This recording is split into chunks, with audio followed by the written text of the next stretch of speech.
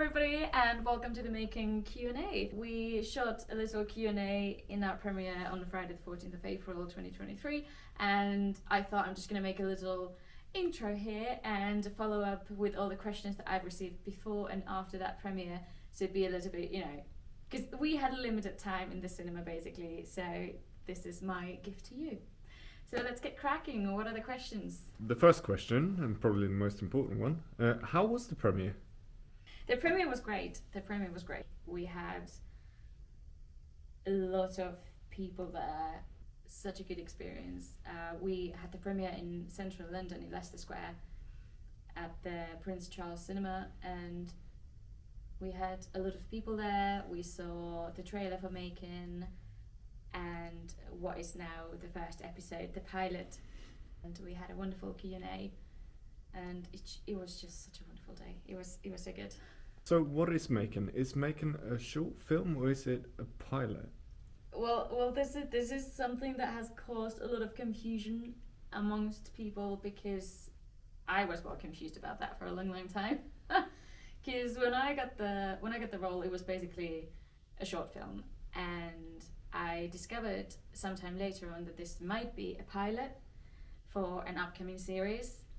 And there was a little bit like we started even for the first invites that went out, I think we still said short film. But then, especially for my industry friends, I just basically started saying that this is a pilot. So in other words, you should be here in the premiere, not only because you obviously want to see it, which a lot of people did, and I ended up saying a lot of no's to people because I limited space, and I wanted to prioritize industry people, but also I wanted to get my industry contacts there on the day because there's potential work there. One of the most commonly asked questions is, where can I see it and when? People keep asking this all the time. I mean, trust me, you should, based on my social media, you should know by now that I'll tell you and you will know. Hopefully soon. So the premiere for this was just a couple of days ago, and now it's off to a festival run, which after we probably have a better idea whether this is going to be a series as well. So if there's any upcoming episodes coming through, once you have a product up in film festivals, some of the festivals, especially the bigger ones like Cannes, they don't allow you to have it publicly shown anywhere else. I'll let you know, hopefully soon, but I have no idea when. Do you have a favorite scene that you've been shooting? But there is a scene where all of us three sisters are inside of this cabin, and one of the Vikings, Elvind, Elvind's character is lying on bed, and he's basically under Maiken's spell, and we sisters are figuring out our plan, what to do with this all, because we are kind of together with Thyra, we are wanting to figure out what's Maiken's plan, because Maiken seems to be now having a different plan, and obviously all of us sisters are having our own plan in a way, but we're this is the place where we figure out which one to follow and who to trust, essentially. Story-wise, that's not necessarily so much my favorite scene, but it's my favorite scene in the way that we are shooting indoors, and that is the only scene that I or my character gets to, that I get to film indoors, and I like that because there's so much more to play with when you're indoors. Like a lot of the scenes, all of it's in the forest, and there is so much more to play with when you are indoors. You have the props and the set. In the forest, it's just you and your characters and your costumes, but there's just so much more to play with, and that's why it's my favorite. The second favorite is this is after the indoor scene together with Thyra. We are in the forest following Maiken and Elvind as they are escaping the cabin that we've just been in, and this is something that should have been my archery moment, because my character Lisbet picks up the bow and arrow whereas Thyra says that not yet. And followed up from that, I should have had my archery scene, which ended up we didn't have the time for. We were running against time, and unfortunately lost it. So, but that was like the beginning to be my favorite. So. Did you get to keep any of the props from set? No. Probably for the reason that we didn't think that this was going to be the final one, that there is going to be other episodes to come. Would have freaking loved to keep the bow, obviously, but the bow that we ended up using was Duncan's, who's essentially my archery coordinator. Would I call him a coordinator or teacher? But yeah, we ended up using his. Howard, our director, had ordered a beautiful bow from somewhere, but as we tried them both with Duncan, we ended up using Duncan's ones because it was so much more usable. The other one was more like picturesque and beautiful, but Duncan's was like much more better for the actual use. So we ended up using that one. So I'll hope that I get to keep the one that Howard ordered, but you know that's an expensive one I had, so so maybe not. Do you have any real skills that you used in any of these scenes that you've been shooting? I mean, I do have some archery experience. Like, my sisters bought me this as a gift a couple of years ago for my birthday. It was pandemic time, so there's this place in Finland where you can go and shoot bow and arrow, like traditional Hungarian longbow, which is like essentially instinctive archery, and that was my first ever touch to instinctive archery, and I absolutely fell in love with it, and it was surprisingly easy. It came to me very naturally. I've used other people's like toy bow and arrows previously, but this was my very first like professional one and real one, so I absolutely fell in love with it. I've ever since that I've done some archery, not too much, but I've done some. And just before filming Maiken, I flew to Finland because my little sister has some sort of a bow and arrow, and there's a lot of land space. And you know, I am from Finland, so I didn't just let's go Finland. But I am from Finland, so I decided to go back to home and borrow my sister's bow and arrow and just practice there. And Duncan obviously was an invaluable teacher on set, and so we practiced a lot, especially on that first shooting day, because I didn't have my first scenes until like later on after lunch, so I had like the whole morning to practice. So we did that. So yeah. How else did you prepare for your role apart from the archery? I'm just trying to remember because this was nearly a year ago. I watched The Hunger Games again.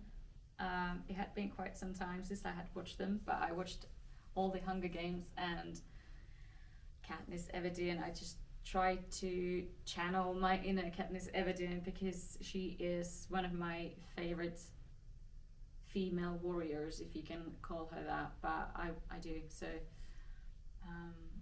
I rewatched all that, and I drew a little bit from The Witcher as well, because it's not too long time ago since I started watching that, and I rewatched some episodes from that as well. And otherwise Lisbet's character, like all the sisters, they're basically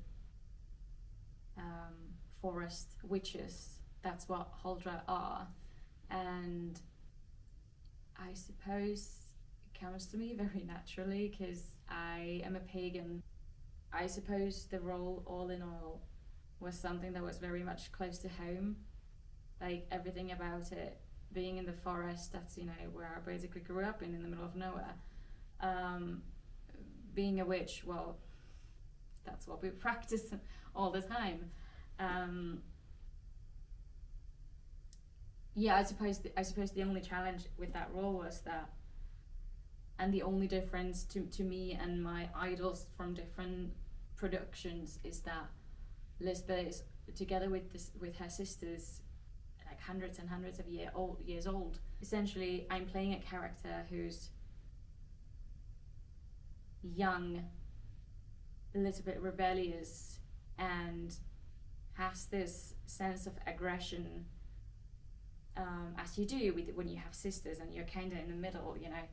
And I'm a middle sister myself in my family, and so it comes to me that kind of dynamic between when you have three females as sisters. That's, you know, it's very much from home. I suppose Lisbet was the youngest, and even though in real life I'm the middle sister, it's just the dynamic that when you have two people, no matter what the age gap is, it's just there's always two of them who somehow have a little bit more fire in between them, and there's always that one who's a little bit in the back, just trying to be like, you know, trying to keep it all together. And that's what I did in this one as well. So yeah, I hope that answered the question. Speaking of the sisters and your scene partners, who did you have your scenes with? Most of my scenes were with Thyra, who's played by Danny, and most of my scenes were with her.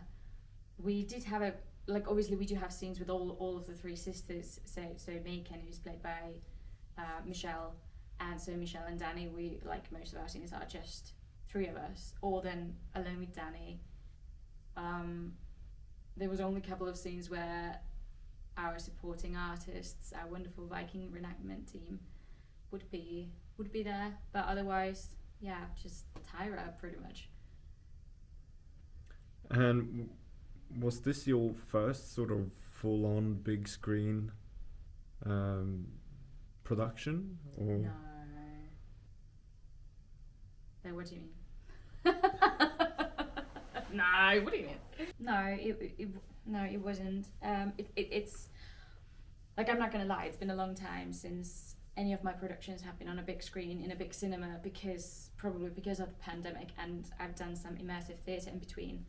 But I'm just trying to think what we did, because there's been a couple of productions even during the pandemic that we've done, and before the pandemic that we've done, that have not yet been released. BBC, This Is Going to Hurt, Sky TV, Temple,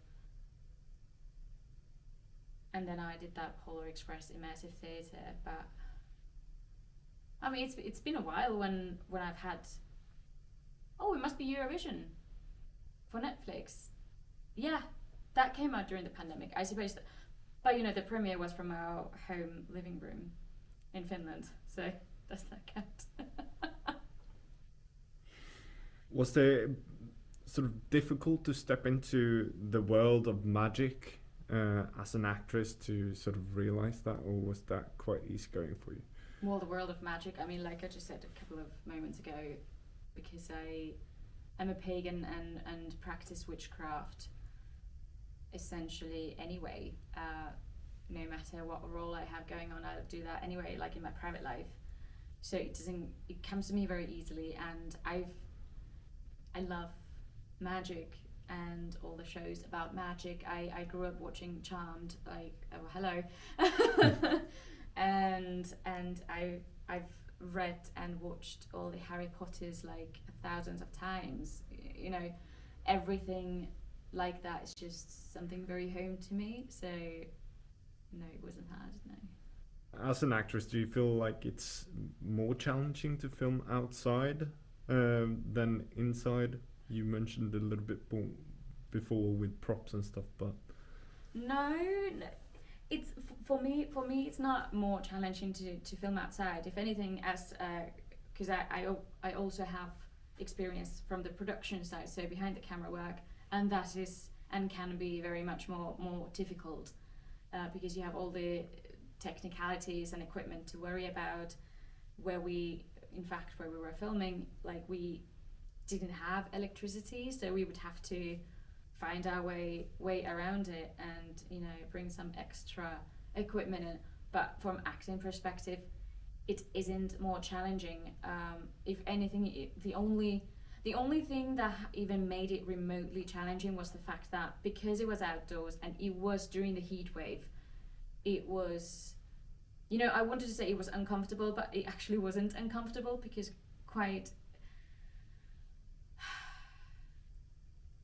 the heat wave wasn't that bad in Kent as it was in London. So when we were there, it was quite nice and roasty, 26 degrees, and it was, I don't know, because I didn't have signal there, so my weather app didn't even update itself. So I'm not sure how hot it ended up being, but you know, even with all the leather costumes and armor on, it wasn't too bad. It could have been so much worse. It could have been muddy, it could have been raining, and it could have been miserably cold with no heating.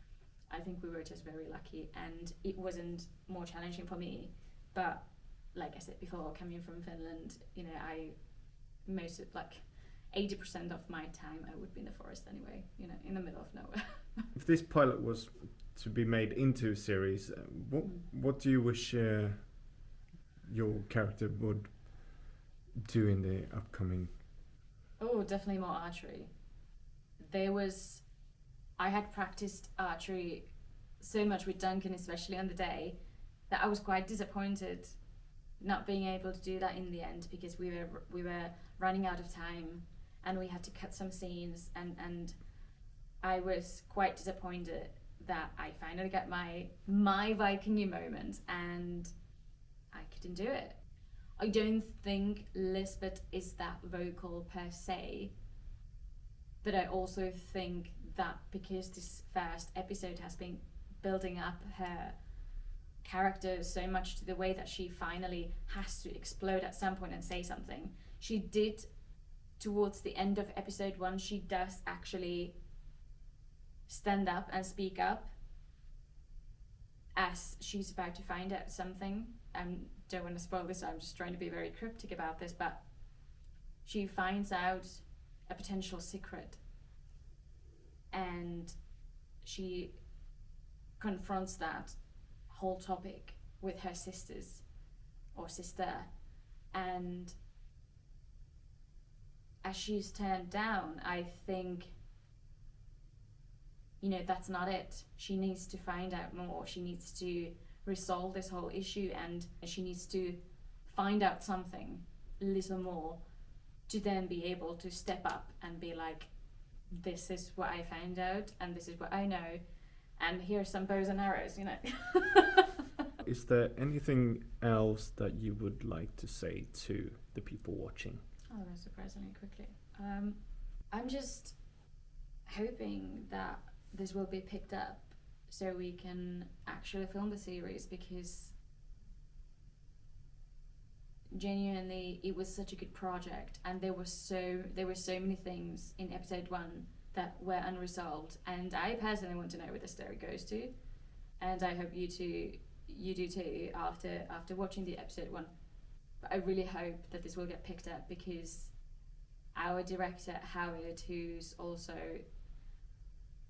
like filled so many shoes in this production, essentially he's like, you can credit him for the script and for directing it, for producing and everything.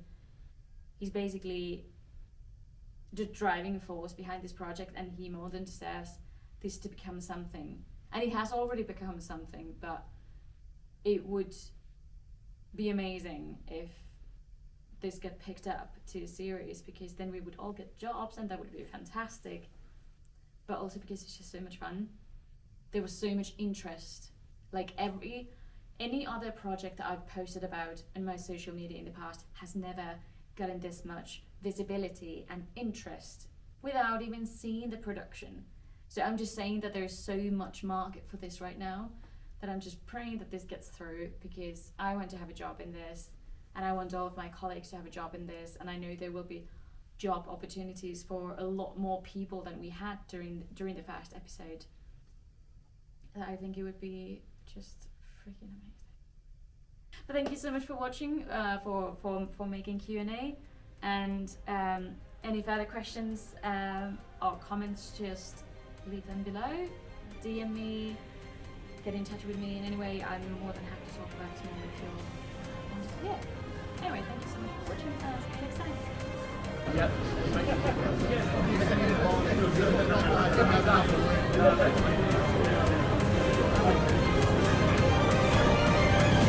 And one over here.